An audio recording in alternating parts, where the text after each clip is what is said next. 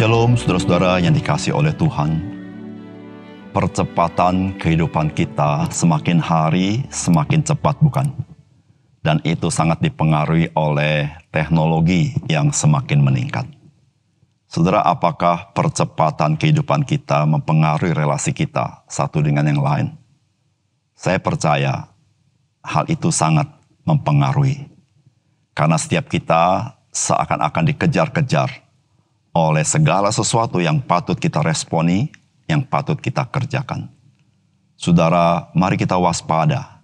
Jangan sampai kita juga seperti robot atau seperti mesin yang bekerja tidak lagi menggunakan hati nurani kita. Salam jumpa dalam program Tuhan adalah Gembalaku. Saudara, regularitas dalam kehidupan sebenarnya ada baiknya di dalam kehidupan kita. Karena hal tersebut baik bagi tubuh kita, termasuk bagi batinia kita. Saudara, regularitas merupakan penerapan disiplin di dalam kehidupan kita. Dan melihat kehidupan ini bukan terkotak-kotak, terpatah-patah, melainkan sifatnya berkelanjutan. Namun saudara, regularitas juga ada perangkapnya, yaitu kita bisa kehilangan makna dan tujuan dari apa yang kita kerjakan atau kita lakukan. Saudara, ini termasuk di dalam hal kerohanian, dalam relasi kita dengan Tuhan. Ibadah, membaca firman, berdoa, beritakan Injil, melayani, dan lain-lainnya. Saudara, seluruh aktivitas ini yang sesungguhnya adalah relasi kita dengan Tuhan. Karena regularitas itu membuat kita hanya beraktivitas tanpa mengerti, menghayati makna apa yang kita lakukan. Saudara, apakah regularitas aktivitas yang terkait dengan kerohanian saudara sudah berjalan seperti mesin otomatis sehingga tidak lagi digerakkan oleh hati saudara atau menggerakkan hati saudara? Saudara, mari kita membaca Matius 26 ayat 36 sampai 46.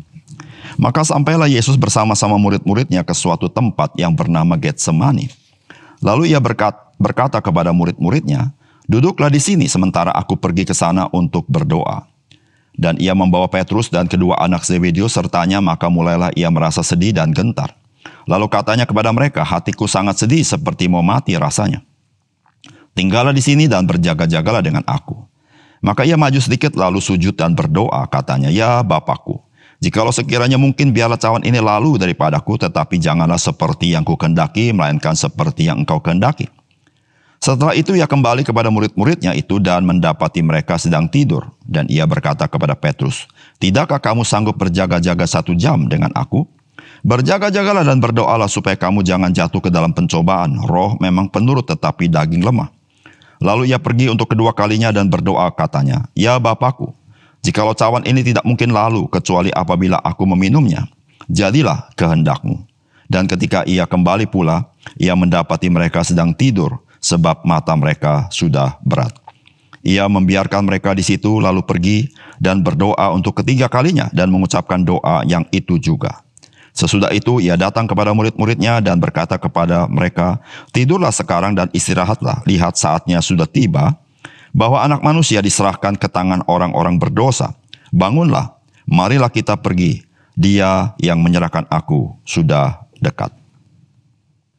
Saudara yang dikasihi oleh Tuhan, kayu salib sudah begitu dekat di depan mata Tuhan Yesus. Apakah yang Tuhan Yesus lakukan mendekati misi salib itu? Saudara, Alkitab mencatat Tuhan Yesus pergi ke Taman Getsemani bersama dengan murid-muridnya untuk dia berdoa di sana. Saudara, doa yang disampaikan Tuhan Yesus mengungkapkan kepada kita betapa mengerikannya misi salib yang Tuhan Yesus jalani. Saudara, apakah pesan firman Tuhan bagi kita dari bagian ini? Yang pertama, saudara, berdoa itu adalah pergumulan kita dengan Tuhan. Saudara, firman Tuhan berkata, "Dan ia membawa Petrus dan kedua anak Zebedeus sertanya, lalu mulailah ia merasa sedih dan gentar. Lalu katanya kepada mereka, hatiku sangat sedih seperti mau mati rasanya. Tinggallah di sini dan berjaga-jagalah dengan aku. Maka ia maju sedikit lalu sujud dan berdoa katanya. Ya Bapakku, jikalau sekiranya mungkin biarlah cawan ini lalu daripadaku. Tetapi janganlah seperti yang kau kehendaki, melainkan seperti yang engkau kehendaki. Saudara, mengapa Tuhan Yesus pergi ke Taman Getsemani? Saudara, tentu karena dia sedang akan mengemban misi salib. Namun mengapa Tuhan Yesus harus ke Taman Getsemani? Ya, dia ingin berdoa. Saudara, doa seperti apa yang hendak dia lakukan? Ketika kita membaca di sini, maka kita tahu ini bukan doa sembarang doa, tetapi doa di dalam pergumulan. Saudara, Alkitab mencatat Tuhan Yesus berkata, hatiku sangat sedih seperti mau mati rasanya. Saudara, mengapa dia sedih? Tidak diceritakan di dalam Alkitab. Namun saudara, di dalam doanya, dia berkata kepada Bapa di surga, jikalau sekiranya mungkin biarlah cawan ini lalu daripadaku. Tetapi janganlah seperti yang kau kehendaki, melainkan seperti yang engkau kehendaki. Saudara, sebetulnya apa pergumulan Tuhan Yesus? Saudara, apakah Tuhan Yesus tidak mau mengemban misi salib? Jikalau kita membaca di dalam kitab Injil, kita tidak pernah mendapat kesan Tuhan Yesus tidak mau. Tetapi Yesus berkata, aku harus menyelesaikan pekerjaan yang Bapa embankan kepadaku. Jadi apa sebetulnya pergumulan Tuhan Yesus? Saudara, cawan itu biarlah lalu daripadaku. Saudara, cawan apa? Saudara, penderitaan salib adalah penderitaan fisik yang sangat luar biasa. Yesus pun mengalami itu. Tetapi apakah itu pergumulan yang terberat oleh Tuhan Yesus? Saudara, ketika kita mendengar apa yang Tuhan Yesus katakan ketika salib, Tuhan Yesus berkata, Eli, Eli, lama sabatani. Allahku, Allahku, mengapa engkau meninggalkan aku? Saudara, disinilah pergumulan yang terberat dari Tuhan Yesus. Ketika dia mengemban misi salib, saudara, dia mengalami keterpisahan dengan Bapa di surga. Saudara, di situ Tuhan Yesus berkata, biarlah cawan ini lalu daripadaku. Saudara, bukan misi salib yang dia tidak mau. Dia harus melakukan dan dia memang datang untuk itu. Tetapi pergumulan terberat adalah keterpisahan daripada Allah Bapa. Di mana ketika Tuhan Yesus menanggung seluruh dosa manusia, Allah Bapa tidak memandang dia lagi karena Allah tidak bisa melihat dosa. Saudara, di situ saudara, Yesus berkata, biarlah cawan ini lalu. Saudara yang kasih dalam Tuhan, doa adalah pergumulan dengan Tuhan. Saudara, pergumulan apa? Saudara, bukan pergumulan menghindari perintah Tuhan. Bukan pergumulan menghindari penderitaan. Tapi pergumulan kita ingin selalu dekat dengan Tuhan. Seperti kita berdoa, ya Bapa, janganlah pisahkan aku daripada engkau. Di dalam kasus yang ini. Di dalam penderitaan yang seperti ini. Di dalam kesulitan yang seperti ini. Saudara, itulah yang kita doakan. Yaitu kita ingin selalu dekat dengan dia. Kita berdoa supaya kita tidak menyangkal dia. Kita berdoa supaya kita tidak tinggalkan dia. Kita berdoa supaya kita bisa menyenangkan dia di dalam seluruh penderitaan yang kita alami. Saudara, itulah yang Yesus doakan kepada Bapa di surga di Taman Getsemani. Doa adalah pergumulan kita dengan Tuhan. Satu pergumulan kita ingin hidup menyenangkan Tuhan. Yang kedua, saudara, berdoa adalah persekutuan yang intim kita dengan Tuhan. Saudara, firman Tuhan berkata, setelah itu ia kembali kepada murid-muridnya itu dan mendapati mereka sedang tidur. Dan ia berkata kepada Petrus, tidakkah kamu sanggup berjaga-jaga 1 jam dengan aku?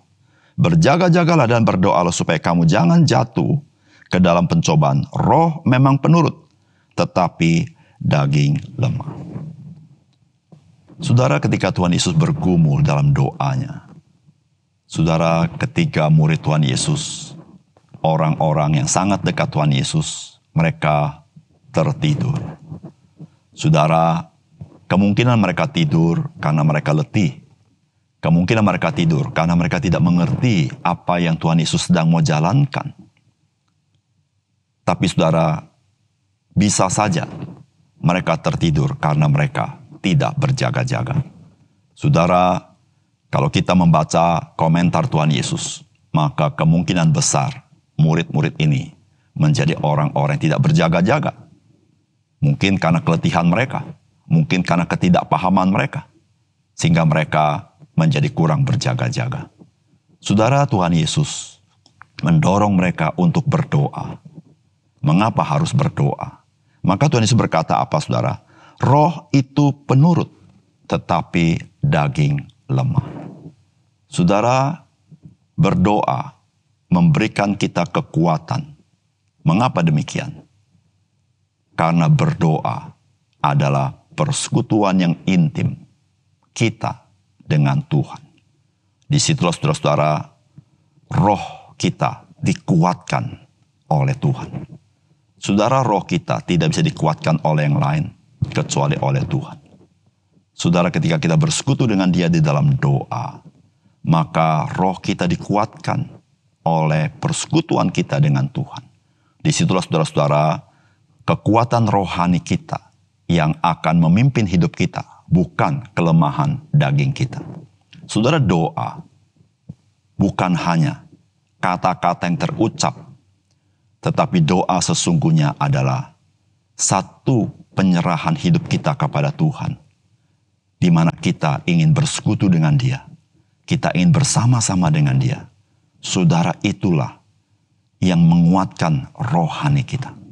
Saudara, berapa banyak di antara kita berdoa adalah kata-kata yang indah yang keluar dari mulut kita. Namun saudara, apakah itu dari hati kita? Seringkali kita berdoa hanya kata-kata kita, tapi kita lupa kita sedang bersekutu dengan siapa, kita sedang berbicara dengan siapa. Saudara, doa menjadi doa yang kering jikalau kita hanya memahami doa berkata-kata saja dari diri kita. Tetapi ketika kita sadar, kita sedang menghampiri tahta Tuhan yang kudus dalam kita berdoa. Saudara, doa menjadi relasi yang intim dengan Tuhan. Disitulah saudara, kita sangat diberkati waktu kita berdoa. Kita sangat dikuatkan waktu kita berdoa. Karena kita sadar, Dia yang hadir itu di dalam hidup kita. Saudara, doa bukan sekedar kata-kata yang keluar dari mulut kita. Tetapi doa adalah persekutuan yang intim kita dengan Tuhan. Disitulah Tuhan menguatkan rohani kita untuk memimpin kelemahan daging kita. Mari kita berdoa. Bapa kami di surga, terima kasih untuk kebenaran firman Tuhan. Biar Tuhan menolong kami, memberikan kami kesadaran. Di tengah-tengah rutinitas kami, di tengah-tengah percepatan hidup kami tetap bisa mengerti, berteduh di bawah kaki Tuhan. Menyediakan waktu dekat dengan Engkau di dalam doa. Dan kami punya kerinduan dalam doa kami, bukan semata-mata agar kami lepas dari penderitaan dan kesulitan. Tapi lebih daripada itu, di dalam tengah-tengah kesulitan kami, penderitaan kami, pergumulan kami ya Tuhan, kami tidak mau jauh daripada Engkau. Terima kasih Tuhan, dalam nama Tuhan Yesus kami berdoa. Amin.